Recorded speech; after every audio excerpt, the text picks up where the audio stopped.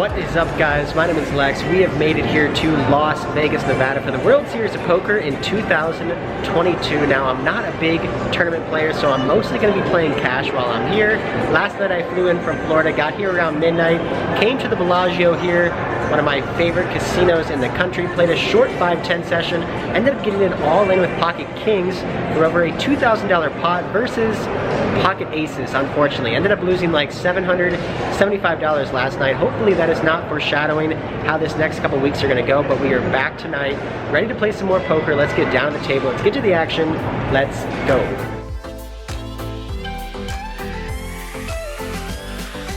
With a $1,500 buy-in, first hand we have ace-10 offsuit and the cutoff. There's two limps to me. I raise it up here to $50. Small blind makes to call, big blind makes to call, limper makes to call, four ways to 5, 5, 7, 2 diamonds. When the action checks to me, I don't have anything at all here, so I decide to check back. We turn top pair, top kicker with the 10 of diamonds, and now the small blind leads for $60. Kind of an interesting spot. When the action folds back over to me, I'm not sure whether I want to call this bet or raise. With top pair, top kicker, we can get value from worse hands like worse 10x hands and ace of diamonds or king of diamonds. However, he could have a flush, he could have trips, or maybe even a full house, so I think calling is fine as well. I ultimately decided to go with a blocker size raise here. My point for raising here is try to get called by worse hands like jack 10, queen 10, maybe the ace of diamonds or king of diamonds. I can also take the lead in the hand again. Instead of facing a big bet on the river, I can raise here small. If he makes the call, I'm going to check back basically any river that doesn't contain a 10 or a 5. So I'm not sure if we're beat or not, and when the jack of clubs comes off on the river, I'm just going to stick with the plan. He checks, I check back, he shows 10-7 for two pair 10s and 7s, and that's going to beat our ace-10, 10s and 5s, and we lose the first hand. Next hand, under the gun limps, I have king-8 of hearts on the button. I decide to raise to $40, a little bit loose in just a 150 big blind deep game, but let's get in there. Small blind makes the call and limper makes the call as well. Queen, 7 deuce, 2 spades. We completely miss, but I don't expect my opponents to be smashing this board either. So when it checks to me, I put out a c-bet. I make it $50 to go, and the small blind, who seems like a tight pro, makes the call, and under the gun, it makes the fold. Heads up to the turn, which is the 10 of clubs. Doesn't help us at all, but when my opponent calls pre-flop and then calls on this flop, I think he's going to have a lot of medium to smaller pocket pairs like 5s, 6s, 7s, 8s, and 9s, which can't really withstand too much more pressure on this turn card. So I continue for $100, same sizing I would use here with aces, kings, ace queen, king queen. We are obviously looking for a fold here. We have king high, no draw, but unfortunately my opponent makes the call. The river is the 9 of clubs. It doesn't improve us at all. He checks over to me. Should we give up here and check back and lose, or should we continue here with a bet? Now my opponent didn't 3-bet pre-flop, so we can assume he doesn't have hands like aces, kings, ace queen, or king queen. I think he would 3-bet all the time out of the small blind versus a button open. He didn't raise us on the flop or the turn, so he shouldn't have any 2 pairs or sets in the situation. So the best hand he can really have here is basically queen jack. I don't want to give up on this river card, so I decide to go for it here. I make it $200. I don't size up too big on this river because I'm really just trying to target his 1 pair queen x hands and sometimes his 10x of spades hands as well. If he does have the ace-high flush draw that misses, he's just going to fold. If he has a 10x hand, he'll probably fold that as well. And if he has a queen x hand, he might hero fold, putting me on a bigger pocket pair, ace queen or king queen. He thinks for a while and ends up folding, so we get this bluff through. We take down the second pot. It's always nice to get a bluff through. Next hand, I'm under the gun. I make it $30 with pocket aces, the Rockets. Next to act, the same player we just played the last hand with raises me to $100, folds back over to me, and given the fact that I raised under the gun and he 3-bet me next to act, he should have a pretty strong hand here. I would say he should have hands like ace queen suited, ace king, pocket 10s plus, so I'm going to definitely be putting in a 4-bet here. We're about $2,000 deep. So I size up 3.5x, I make it $350, and he snap folds. So in this next hand, you guys are just going to have to believe me. I have 9-6 of spades. I forgot to show my cards to the camera. The hijack makes it $30. I re-raise next to act in the cutoff to $90, and I know 9-6 suited is not the best hand. However, we're in position against a player who I feel like I definitely have an edge against, about $2,000 deep, so let's play a big pot, a 3-bet pot in position. He makes the call. We get rewarded with our light 3-bet. When a flop comes out, all spades, we flop a 9 high flush. He checks over to me. Let's put out a bet here. I make it $130, and he makes the call. Turn pairs the board. It's another 3. It downgrades the strength of our hand. However, I don't think this card is going to be helping my opponent very often. He checks. I bet $210, and he makes the call again. A pretty sizable pot brewing here. Going to the river, which is the 4 of clubs. Now any ace or any 6 makes a straight. He checks for a 3rd time, and we're obviously going to be putting out a bet here with our flush, hoping he has a hand like ace-king or ace-queen with the ace of spades that made a straight. Those are the kind of hands I'm going to be targeting here. I bet $500. He thinks for a while and decides no more money for us. He gives his cards back to the dealer, but we do end up taking down a pretty big pot here, flopping a flush with 9-6 of spades. The big lick. After this hand, the action player of the table ends up leaving. I look over at the other 4, 5, 10 tables, and they don't look too great. At this exact moment, my buddy texts me saying that there is 4, 5, 10 games and 2, 10, 20 games going on at Resorts World, so I end up racking up my chips, heading to the cage after about a 3-hour session and cash out, booking a small win and heading over to Resorts World.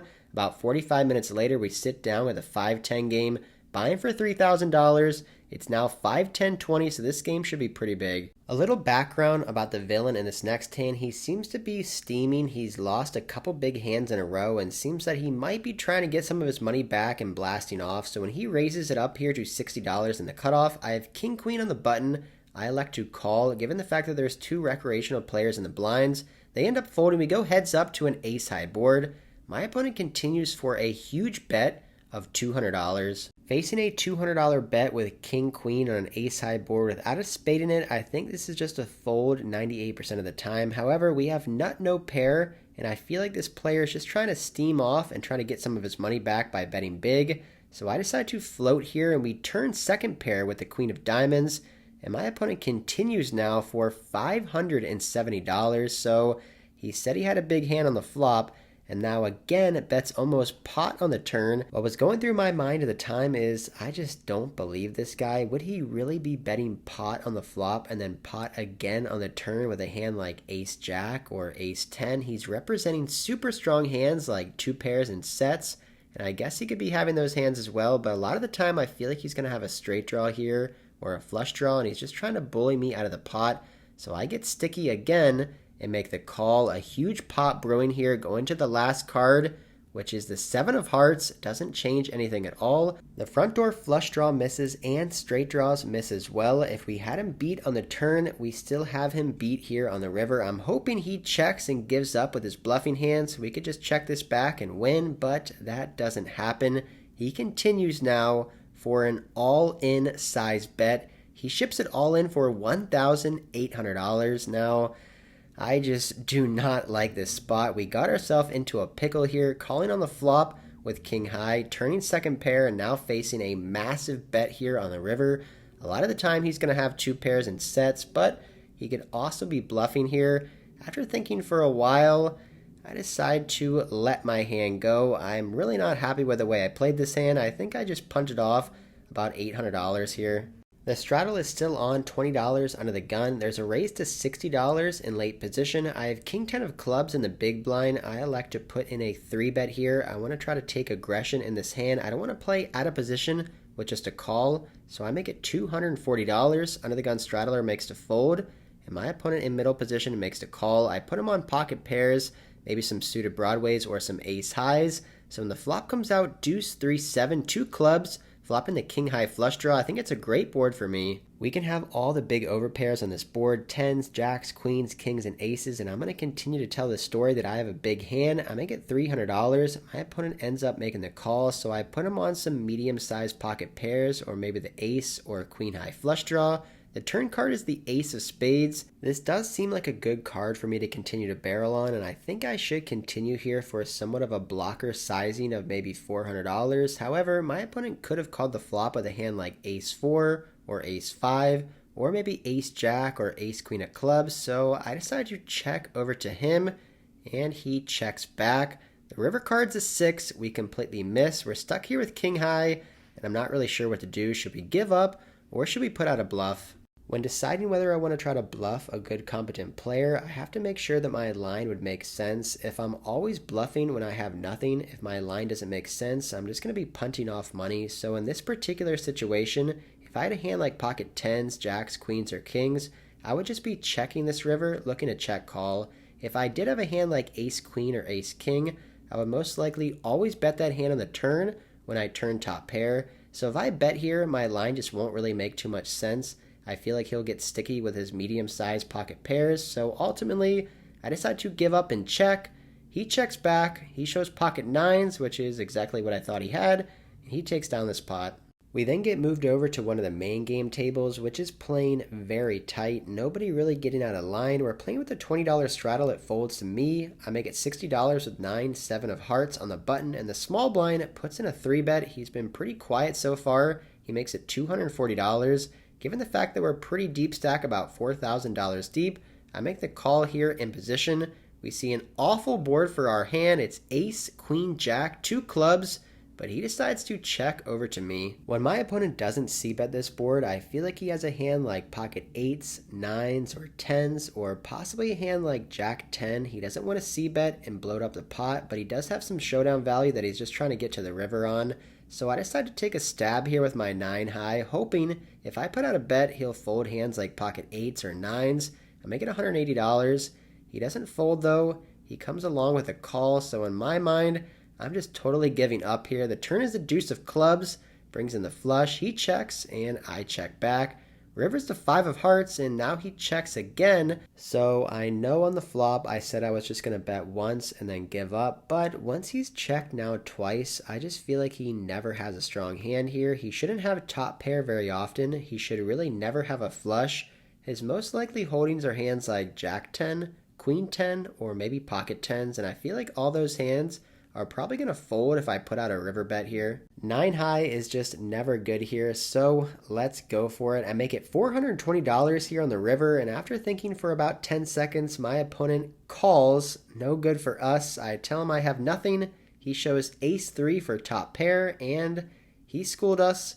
He gets all of our chips, and again, we lose another pot. I think this hand is a big example of what happens when you're losing hands, running bad, and becoming impatient. I just think I played this hand terribly. I think I should just fold pre-flop versus a tight player. On the flop, I should just never be betting. And on this river card, my hand doesn't make too much sense if I continue with a bet here on the river. So all in all, I think it's a big punt. I think I pretty much butchered this hand, and I deserve to lose almost $1,000. This game sucks, so I get a transfer over to the other 5-10 table. They're playing the stand-up game. Hopefully we don't lose this one like we did in Texas. It folds to me on the button with about 4 players left standing. I make it $60. The small blind, who's also standing, makes it $340 with a pocket pair, trying to sit down and not pay everybody $50. I make the call.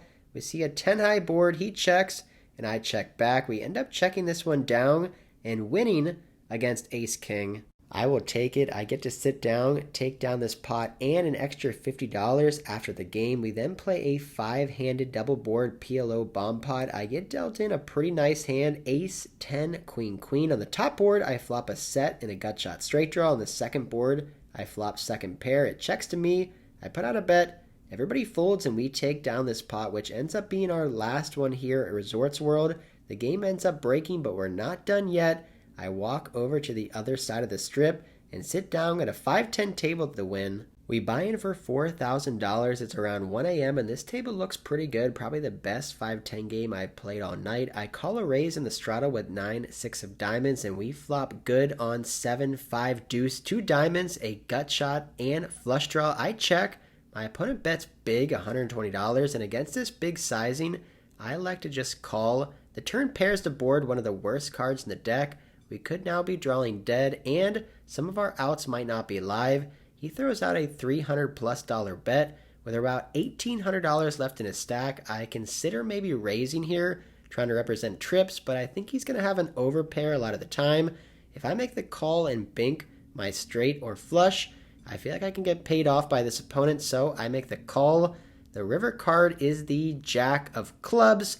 We completely miss everything. I check. He checks back. He shows ace 7, and that's going to win. All right, guys, that is it for this one. It was a long day, 3 casinos. It's around 3 a.m. right now. Started playing at 6:30 p.m. earlier today. Very common here in Vegas that you kind of casino hop, look around for games. When there's so many games going on in the city, you got to try to find a good one, and unfortunately didn't really find that many good games. A lot of good players, a lot of pros, and not too many whales and fish, but happy with how I played at Bellagio, not happy with how I played at Resorts World. Made some plays which I don't think were necessary, and also misplayed some hands, I feel like. Ended up losing over $2,000 there. Lost $400 or $500 here at the Wynn, and then won $500 at Bellagio. So overall lost like $2,300. Not the best start to the trip, but not the worst either. We're going to be here for at least another week, maybe a week and a half, 2 weeks, and try to make a lot of videos for you guys. So hope you enjoyed it. Click the like button. Subscribe to the channel if you're not already subscribed, and comment down below if you have any questions. And until next time, I'll see ya.